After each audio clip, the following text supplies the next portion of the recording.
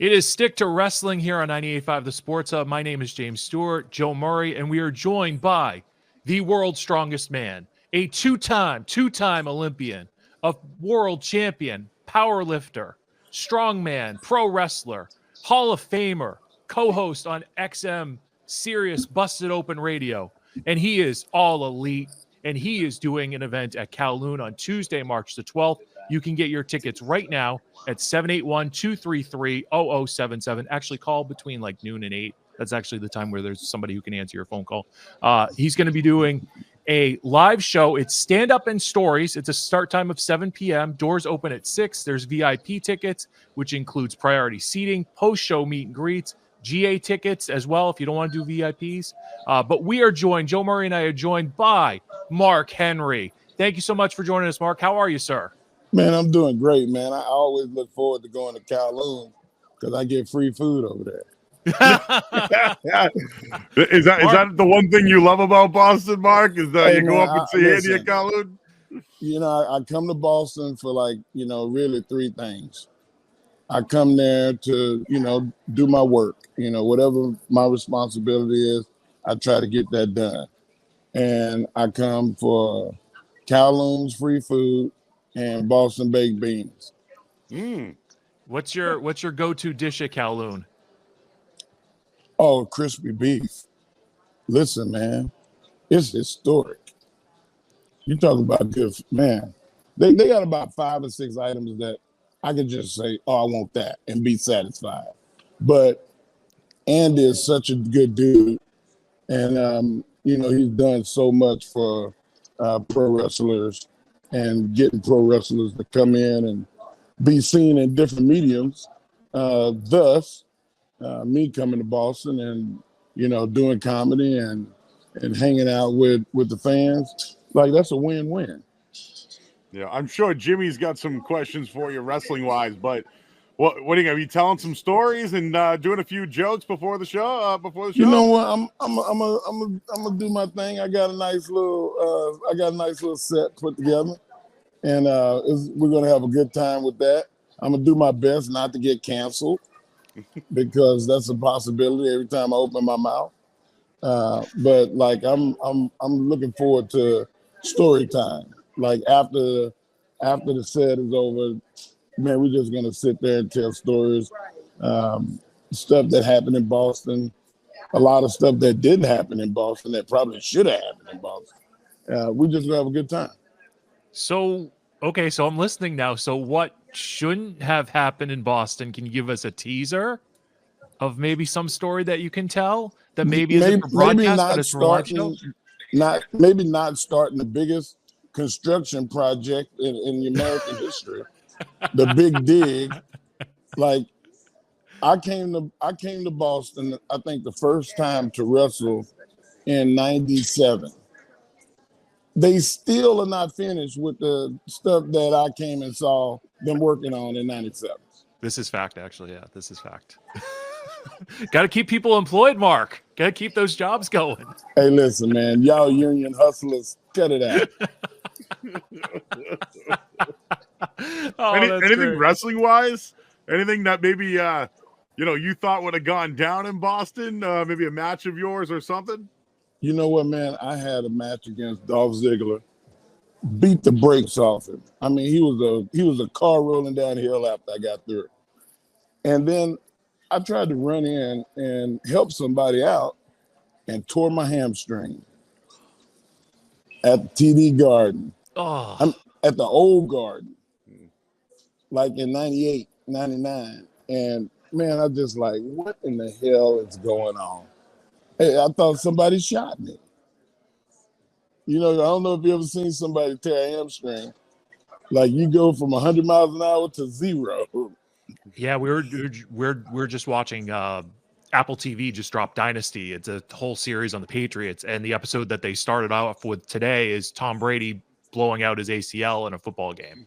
So it's similar. Man, you see somebody, it's like watching Wild Kingdom or one of those animal shows, and you see the gazelle, and they jumping and running and cutting, and then they get hit with that bullet, bang, and then they just go down. That's what happened to me. I think I rolled a couple of times. Oh, wow. That's a question I have for you. Like being this Olympian and then becoming a wrestler, like, did you have to get your body in shape differently than, because you are doing a little bit more athletic stuff? Like, was that a big change for you? Well, it was definitely a big change because lifting is an anaerobic sport, and you go to wrestling, which is the ultimate aerobic sport. I mean, it took me about a year and a half to get my bearings, but once you get it, it's like riding a bike. So in your training for the different Olympian and for wrestling, you have to be more flexible as opposed to strong. What's the balance? What's the balance in training and being able to do both? That was the beauty of my sporting career. I started off at a young age in martial arts, so I was already flexible. I was an Olympic weightlifter, and I don't know if you've seen the positions that Olympic weightlifters get in. Like there's video of me doing splits and stuff like that in my youth. So like I was pretty flexible already. Could you do something close to? I remember Rob Van Dam did something that he titled the Van Dam lift in like 98, 99, something like that, where he did a split across two benches and held a barbell. Is that something that Mark Henry could do either now or in his prime years of weightlifting? Well, I like being a man, so no thank you. I did want to ask you about some current AEW stuff. Specifically on Sunday night, AEW is presenting Revolution, which is scheduled to be Sting's last match because, these wrestling retirements. Yeah. You never know. So what has it been like working with Sting for this AEW run? Man, it's been beautiful. Like, I always liked the character. I always liked the performer. But I've grown to know the man over the last 4 years. And he is a beautiful human being.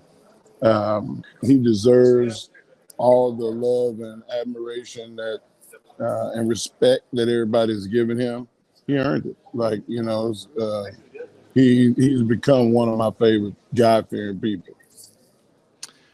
So talking a little bit about Sting in the Room, there have been reports, and I don't know how credible they are. I don't know what to believe on the internet and what not to believe, but how would you describe the All Elite Wrestling locker room today?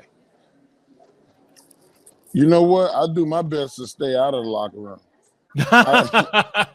I heard people getting beat up in there. So I've heard that. I was actually in Chicago.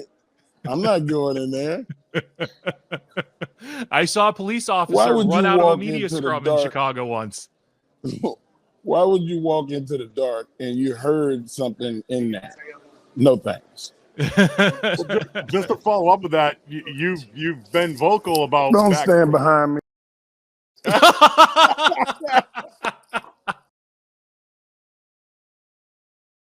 Hey, y'all, bleep that. Oh, that's good. We like that. You can't do that on ESPN. See, I'm already in Boston. I'm on stage. There we go. You've been vocal about backstage politics, so you have no backstage politics regarding AEW? Nothing to talk about there? No, man. Like, men and women have disagreements. It's news when people want sensationalism about it. I had issues with people my whole career. But you know what? You walk outside and you say, look, man, I don't want to fight you, but if that's what it gets to, that's what it gets to. But let's try to like smooth this out so we can have a good existence. It's a lot of it is maturity. And, you got a young company. That company is less than 5 years old. You trying to tell me that you can control and completely balance out a 5-year-old kid? No, you got to let them learn. It takes years of understanding and creating a culture that people learn how to communicate. And I think they're doing it. Like whatever issues was, I think was. I haven't heard nothing recently. One of the things I wanted to talk to you about is going back a little bit of time when you faked a retirement and it ended up turning into one of, quote unquote, the best things you've ever done in turning a near retirement into a match with John Cena. Can you kind of talk me through that storyline, who proposed it, and then just working with John Cena, if you have good or bad memories with working with John Cena? It wasn't a storyline. Oh, okay. It was Even like better. I wanted to retire. I really was like, I'm done. And, you know, I got talked into not doing it. And I still delivered it the way that I really felt about it.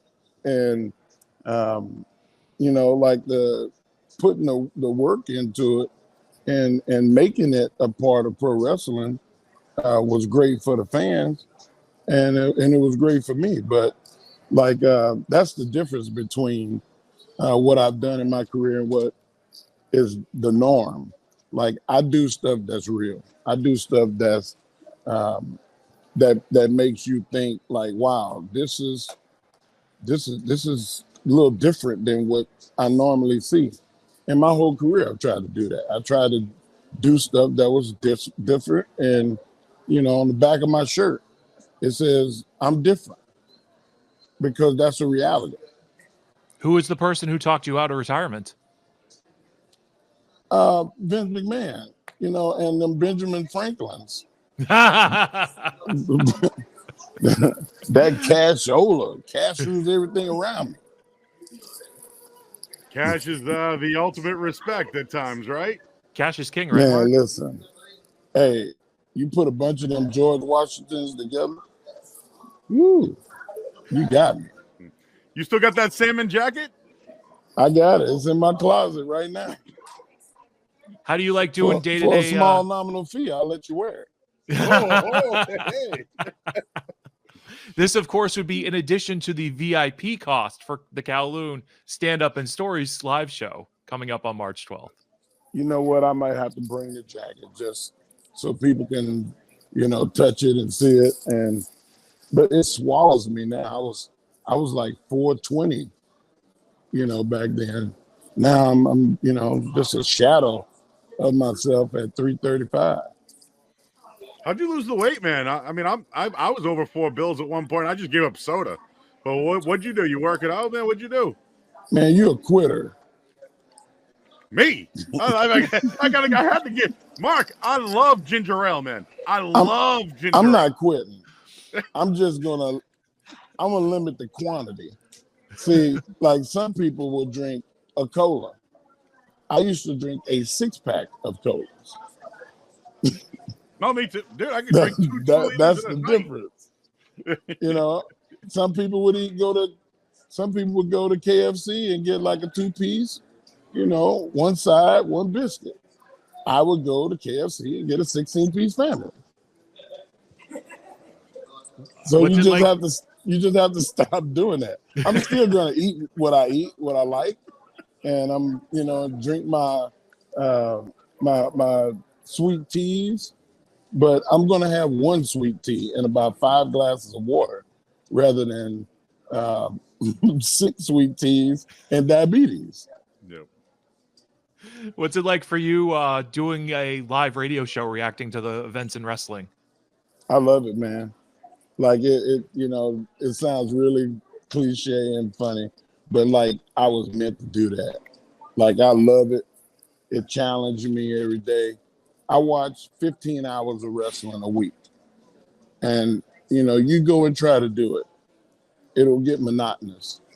But when you start thinking of, I'm watching this for the purpose of educating all the people that don't have the time to watch this, it's a valuable resource.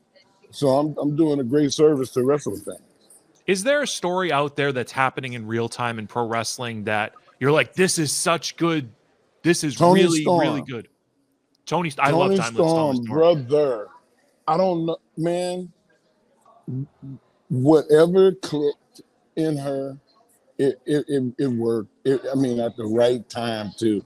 It's so different than anything that you see in pro wrestling, and like just the aloofness and quirkiness. Who throws shoes at people, Mark? Who throws shoes at other wrestlers? Who does that? Who does that? I mean, Who she's wants to something do a else. long-term story with Wendy Richter at this time? You know what? She would if she mentions a name, like it is, she don't even have to wrestle. She could just talk to people about stuff that's 30 years ago, like she's living in a time warp or something. It's impressive and well put together. The biggest thing that I noticed with Toni Storm, and I actually talked to her when in Dallas right before WrestleMania 38 at a WrestleCon, is when she was working in WWE, she looked miserable's a little strong, but she looked like she wasn't having fun. And then when she got to AEW, even when she was just being introduced, she looked like she was having fun. Now she looks like she's having the time of her life, She which having is the time of her life. You're 100% right.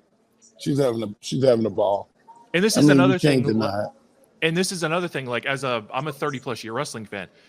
I've watched enough. I've been blessed where I've been able to talk to enough wrestlers on the record, off the record, everything. I can kind of get a feel when a wrestler is like into something. And she's definitely into everything right now. And she's doing great work. And her and Deonna Purrazzo, who's another great talent, a favorite of mine from Impact Wrestling, they're going to kill it on Sunday. Oh my God, I can't wait, man. And it doesn't hurt that both of those women are very easy to look at. I mean, yes, they are. What beautiful women. And if you get to meet them and you see how they interact with fans, like they're better people than they are wrestlers. It's crazy. Like Totally AEW did a really good job of picking the talent, and now I want to see all of the talent used to their full abilities. Is AEW the place to reinvent yourself if you've been somewhere else and can be yourself and be successful? No, everywhere is a place to be able to reinvent yourself. What's happening is people realize when they leave one place, they already know where they failed. Now that he's physically developed, he also has a lot more confidence. So he's mentally developed. And, Toni Storm realized where she was deficient. Like now when you know what the reason to get fixed, that's you won. There's a lot of guys that go away from one situation. Look at the point guard at the New York Knicks. Oh, Brunson, yeah. Brunson. Dallas knew, wow, this guy's a great talent. But they were like, he's short. His arms is not long. He don't have the measurables. I don't know if he's gonna be able to really do it in the long haul. They were wrong because Brunson knew what he had, but he just needed the opportunity to go and put 100% into what it was that he thought he was. And he's able to do that. So sometimes people just need to change the scenery.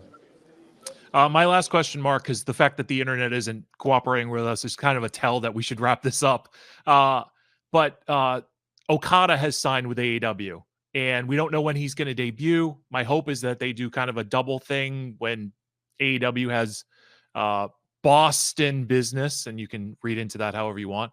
Tickets are on sale at TD Garden and Ticketmaster for that. That's March 13th. The night before, of course, is March 12th when Mark Henry's going to be doing stand-up and stories at Kowloon. Showtime at 7, doors open at 6. But are you looking forward to working with Okada when he comes in officially and starts his schedule with AEW? You know what? I think that he's a guy that is a needle mover in the pro wrestling business. He's done now at New Japan. So I'm looking forward to seeing him in mainstream American wrestling. He's one of those guys, when you hear those coins drop, you know that, you're about to see something amazing. So, I don't know if he's already signed or if he's a guy that they want to bring in, but whatever the case is, if they do choose, he's going to be a big star in America. Mark Henry, thank you for your time. You're going to be doing stand-up and stories Tuesday, March 12th at Kowloon. You can get tickets at 781-233-0077 or the Kowloon website, but call and actually talk to a real person because it helps everybody. Yeah, it helps. VIP tickets are $85. Ask That for includes Andy. priority. Ask for Andy. Absolutely ask for Andy. VIP tickets, $85, includes priority seating, post-show meet and greet. GA tickets are $35. And you'll be selling gimmicks. You'll be selling merchandise at the show too. Man, I'm gonna be selling gimmicks. I love wrestling terms. Anything Mark could Henry, be a gimmick. I'm a gimmick. I'm a wrestling nerd. I'm a gimmick. You are a gimmick. Mark Thanks, Henry, Mark. thank you so much for the time. We'll see you at Appreciate Kowloon, Mark. All right, guys. I'll see y'all out there. Yeah, man.